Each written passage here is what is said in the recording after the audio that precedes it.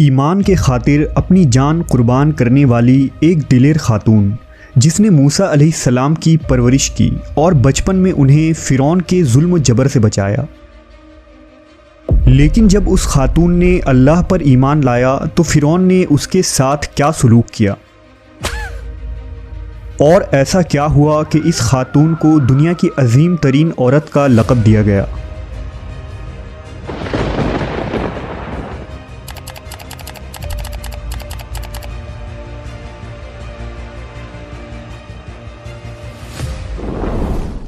फ़िरौन मिस्र का एक जालिम व जाबिर बादशाह था। उसने मिस्र में आबाद कौम बनी इसराइल को ग़ुलाम बना रखा था और उन पर जुल्म के पहाड़ तोड़ता था।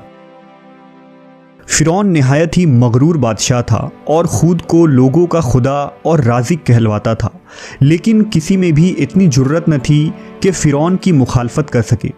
लिहाजा अल्लाह ने फ़िरौन के ख़ात्मे का इरादा किया तो बनी इसराइल में हज़रत मूसा अलैहिस्सलाम की पैदाइश हुई। जब मूसा अलैहिस्सलाम की पैदाइश हुई तो उन दिनों फ़िरौन ने अपने सिपाहियों को ये हुक्म दे रखा था कि बनी इसराइल में जो लड़का भी पैदा हो उसे कत्ल कर दिया जाए। लिहाजा इस मुसीबत व आफत के दौर में मजबूरन मूसा अलैहिस्सलाम की वालिदा ने आपको एक संदूक में रखकर संदूक को मजबूती से बंद कर दिया और उसे दरियाए नील में डाल दिया। दरिया से निकलकर एक नहर फ़िरौन के महल के नीचे बहती थी। अल्लाह की कुदरत ये हुई कि ये संदूक दरियाए नील से बहते हुए उस नहर में चला गया। उस वक्त नहर के किनारे फ़िरौन की बीवी आसिया बिनते मुज़ाहिम बैठकर नहर का नज़ारा कर रही थी। आसिया एक खूबसूरत और नेक दिल खातून थी और वो किसी बीमारी से शदीद तकलीफ़ में थी। फ़िरौन ने इसका बहुत कुछ इलाज कराया था मगर वो नाकाम रहा। कहते हैं कि काहिनों ने उसे बताया था कि ए फ़िरौन, हम पेशन गोई करते हैं कि इस दरिया में से एक आदमी तेरे महल में दाखिल होगा। अगर उसके मुंह की राल इस बीमार खातून के जिस्म पर मली जाएगी तो उसे शफा हो जाएगा। चुनांचा जब नहर में बहते इस संदूक पर आसिया की नज़र पड़ी तो उसने मुलाजमीन को उसे निकालने का हुक्म दिया।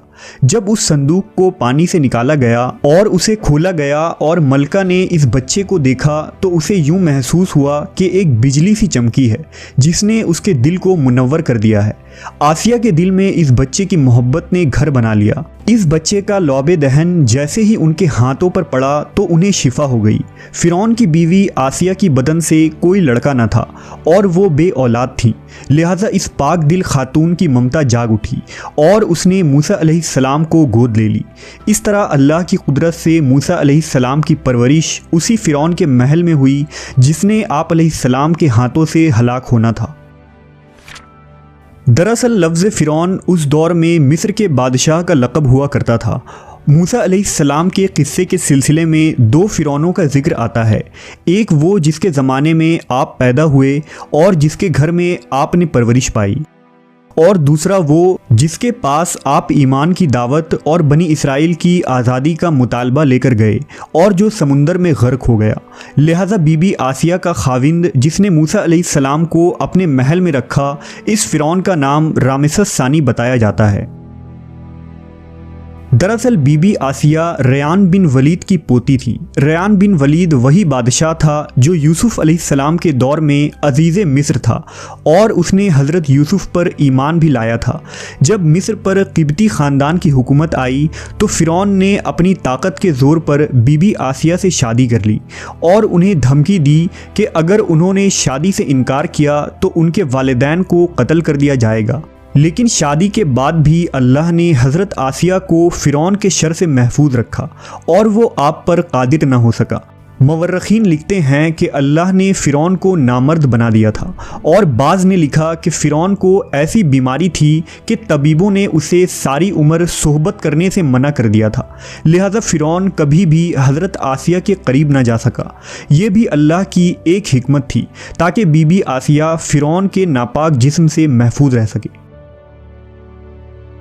बहरहाल हज़रत मूसा की परवरिश फ़िरौन के महल में किसी शाही फ़र्द या शहज़ादे के मानिंद हुई। हर तरह के आराम व आराइश आपके लिए दस्तयाब थे। लेकिन क़िब्तियों के दरमियान ज़िंदगी गुजारने के बावजूद मूसा अलैहिस्सलाम फ़ितरी तौर पर उनसे मुख्तलिफ़ किरदार के मालिक थे।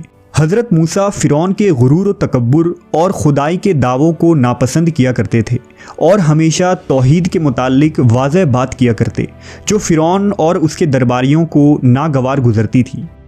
बहुत जल्द वो वक्त भी आ गया जब अल्लाह ने हज़रत मूसा अलैहिस्सलाम को नबूवत अता की और आप फ़िरौन के दरबार में इस्लाम की दावत लेकर तशरीफ़ लाए। उस वक्त फ़िरौन के मुतालबे पर जादूगरों और मूसा अलैहिस्सलाम के दरमियान सहर का मुकाबला हुआ, जिसमें हज़रत मूसा की असा हकीकी सांप में तब्दील हो गई और जादूगरों पर हक़ वाज़े हो गया कि ये अल्लाह के सच्चे रसूल हैं जिन्हें हमारी हिदायत के लिए भेजा गया है। जबकि फ़िरौन अपने अना और गुरूर पर कायम रहा और मूसा अलैहिस्सलाम के दावत का इनकार कर दिया। इसी दरबार में बीबी आसिया भी मौजूद थीं, लिहाजा आपने जब ये सनसनीखेज़ मंजर देखा तो आपके दिल में फ़ौरन हक़ का नूर चमक उठा और आप मूसा अलैहिस्सलाम पर ईमान ले आईं।